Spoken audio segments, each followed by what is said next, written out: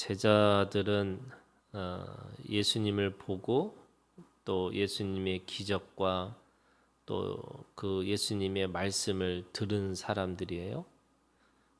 그런데 결정적인 순간 그 십자가의 이야기를 들으면서 34절에 있는 말씀에 보니까 제자들이 이것을 하나도 깨닫지 못했다 이렇게 얘기합니다. 말씀을 듣고 또 예수 그리스도가 누구인지 또 제자들도 주는 그리스도시요 살아계신 하나님의 아들이라고 고백까지 했음에도 불구하고 주님의 이 고난, 이 주님의 십자가의 죽고 부활의 이야기를 깨닫지 못했다 이렇게 이야기합니다. 그러면서 오늘 이 35절부터 43절에 이 맹인이라고 하는 사람이 나와요. 이 맹인은 보지도 못하는 사람이고 또 정확하게 얘기하면 예수님을 듣지도 못한 사람들입니다. 왜냐하면 지금 이 맹인은 길가에 앉아서 구걸하는데 하루하루 사는 거에 자기 생명을 거기다가 두고 있는 거죠. 그리고 예수를 보지도 못하기 때문에 사람들에게 묻습니다. 이게 도대체 무슨 일이냐? 그랬더니 사람들이 나사렛 예수께서 지나가신다 이렇게 얘기하는 거죠. 그런데 이 맹인이 외쳐 이르되 다윗의 자손 예수여 나를 불쌍히 여기소서 이렇게 얘기합니다. 이 말씀에는 두 가지의 고백이 신앙의 고백이 있어요. 분명히 사람들은 나사렛 예수라고 이야기했잖아요. 그런데 지금 이 맹인이 고백하는 것은 다윗의 자손이라고 외칩니다. 이 다윗의 자손 예수여라는 말은 예수님을 그리스도로 믿고 있다는 거예요. 구약에 그들에게 듣던 메시아가 있어요. 그게 이 히브리어로는 메시아지만 헬라어로는 그리스도잖아요. 분명히 제자들도 똑같이 그리스도라고 고백을 했죠. 그런데 똑같이 이 맹인도 주님을 보지도 못했고 또 정확하게 듣지도 못했음에도 불구하고 이 예수님을 향해서 다윗의 자손이라고 그를 그리스도라고 고백을 하고 있습니다. 그러면서 두 번째 나를 불쌍히 여기소서 이렇게 얘기합니다. 이 불쌍히 여긴다라는 게 뭐냐면 시편에 있는 말씀처럼 상한 심령이고 통회하는 마음이에요. 이 상하고 통회하는 마음이라고 하는 것이 지금 나를 불쌍히 여기소서 이렇게 하는 건데요. 이 상한 심령이라는 게 뭐냐면 자신이 누구인지를 아는 거예요. 그게 뭐냐면 내 마음이 도저히 하나님 앞에 갈 수가 없다는 거예요. 왜? 상했기 때문에. 자신의 완전한 이 죽음을 말하는 거죠.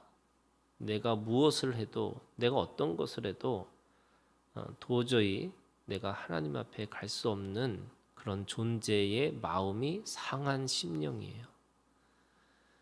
그 상한 심령을 가지고 울부짖습니다. 외칩니다. 소리치는 거예요. 그것이 뭐냐면 이 통회하는 마음이에요. 그러니까 이 여리고의 맹인은 두 가지가 있는 거죠. 상한 심령으로 자신의 한계를 깨닫고 통회하는 마음을 가지고 지금 예수님을 향해서 구원해달라고 나를 구원해달라고 나의 이 모든 이것을 주님께서 해결해달라고 그렇게 외치고 있는 거죠. 상한 심령을 볼 수 있는 힘은요, 아무나 자기가 상한 심령이라는 것을 깨닫지 못합니다. 이 상한 심령이라는 것을 가지려면 자기를 들여다보는 용기가 있어야 되는 거예요. 내가 누구지? 내가 누굽니까? 은혜가 필요한 사람이라는 거예요. 하나님의 은혜가 없이는 하루도 살 수 없는 존재. 이거를 자기의 이 자화상, 자기의 정체성을 직면할 수 있는 용기, 이게 두려워하는 마음, 두렵지 않은 거죠. 그러니까 용기가 있어야지 내가 누구인지를 정확하게 알 수 있습니다. 그 용기가 있을 뿐만 아니라 외치는 거예요. 내가 불쌍하다고, 내가 그 은혜가 필요한 사람이라고 주님 앞에 손을 내미는 겁니다. 그것이 통회하는 마음이에요. 그래서 통회하는 마음은 부끄러움이 없어야 되는 거죠. 그래서 용기와 부끄러움이 없는 이 마음이 어디서 오느냐면 상하고 통회하는 마음으로부터 옵니다. 사람들이 이 맹인을 주저앉히려고 해요. 그랬더니 더욱 크게 소리질러 이렇게 얘기합니다. 자신의 통회하는 것을 더 크게 얘기하는 거죠. 부끄러움이 없이 또 그 모든 수치를 뛰어넘어서 자신을 불쌍히 여겨달라고. 그랬더니 예수님이 머물러 서서 명하여 데려오라 하셨더니 그가 가까이 오매 물어 이르시되 네게 무엇을 하여 주기를 원하느냐. 주님이 그의 상하고 통회하는 마음을 보시고 그 마음을 치유하시기를 원하신 거예요. 그 치유하시기를 원하니까 보기를 원합니다 라고 자기가 가지고 있는 요구를 분명하게 얘기합니다. 내가 보기를 원합니다. 35절에 보면 앉아서 뭐 하고 있었냐면요, 구걸하고 있습니다. 그러면 이 상하고 통회하는 마음이 없었으면요, 그는요 예수를 돈벌이로 생각하는 거예요.